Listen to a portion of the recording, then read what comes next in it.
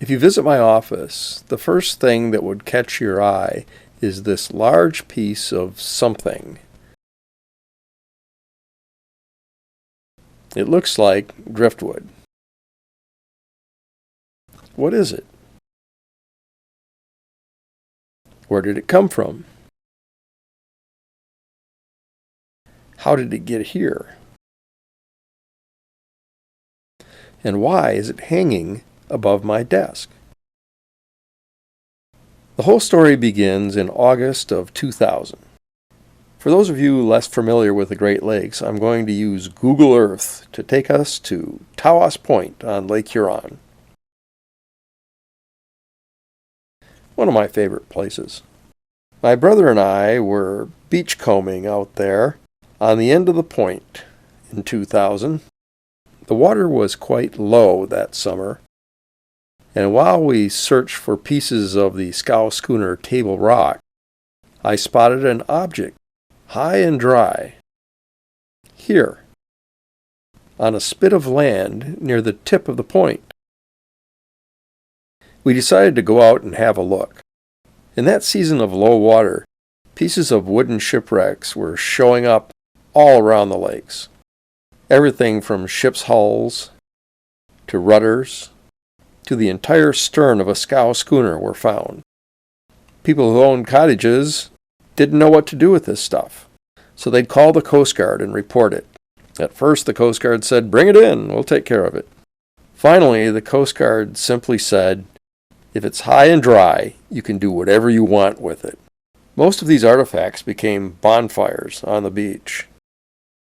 I have personal experience of camping on Tawas Point at the state park, and one morning walking by and seeing a man rooting through his campfire pit and wondering what those large metal spikes were from. So on this occasion, I decided that such would not happen to whatever this piece was out on this spit of land. When we got out to it, my brother said it was just a piece of driftwood. Then I kicked it over, and I saw spikes. Of course, even old docks can have spikes. But then I spotted this. It's a tree nail. It's also perpendicular to the direction of the spikes. This piece is not driftwood.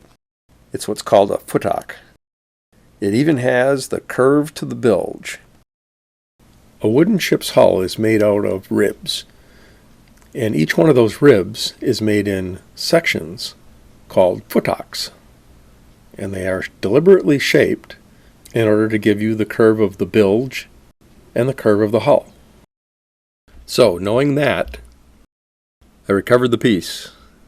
I took it home, preserved it in polyurethane, and then spent 4 years trying to figure out what wreck was this from. The answer came not from my own research, but from someone else's.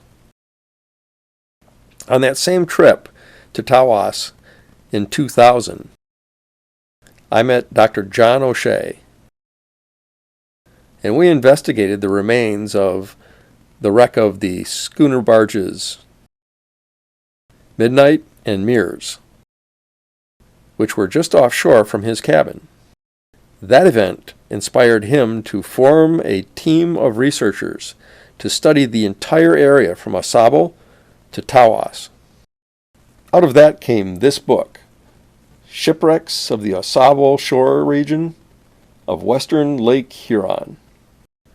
And among the dozens of wrecks studied was my answer. Our story begins here, Milwaukee, Wisconsin, in the year 1855.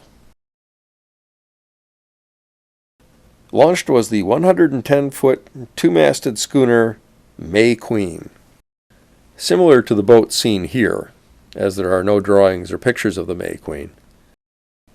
She was designed to haul grain from Lake Michigan ports to the eastern ports on Lake Erie and Lake Ontario. She was sized for the Welland Canal and should have had a bright future among the bustle of the 1850s. Then, however, came the financial panic of 1857. Her owner, Joshua Hathaway, fell on hard times, and he had to sell her at auction. She sold for $2,550 to F.T. Carrington of Oswego, New York. That would be about $79,500 today. The May Queen was immediately loaded with 7,000 bushels of wheat and 4,000 bushels of barley, and sailed from Milwaukee for Oswego.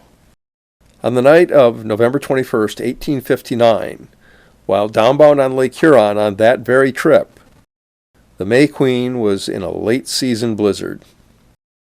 When the Tawas Point light came into sight, the captain decided to duck into Tawas Bay and ride out the storm. As the schooner was due east of the light, they lost sight of the beacon. Blinded by the driving snow, the May Queen's captain could only guess when it was time to make his turn into the bay. He guessed wrong. The boat grounded on the shoal off the end of the point and began to break up.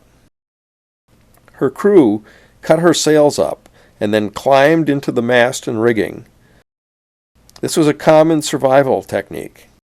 They used the sail canvas to wrap around themselves and protect them from the wind and the snow. The following day, local fishermen spotted the wreck and went out and rescued the crew. Later, her captain and mate salvaged her anchors and her rigging. But the May Queen herself broke in half and later went to pieces on Tawas Point. Over the next century and a half, Tawas Point grew, and the moving sands covered the wreck site. Today, very often, pieces of the May Queen are found on the beach of Tawas Point. When visiting there in 2016, I noticed that one of her hull planks was being used just as a convenient pathway to get across a little bit of water and get to the beach. I can't imagine how many pieces of her have simply been burned in campfires at the state park's campgrounds. And much of her is probably farther inland. On the lake, her pieces are widely scattered. One futtock, however, is preserved above my desk and in this video.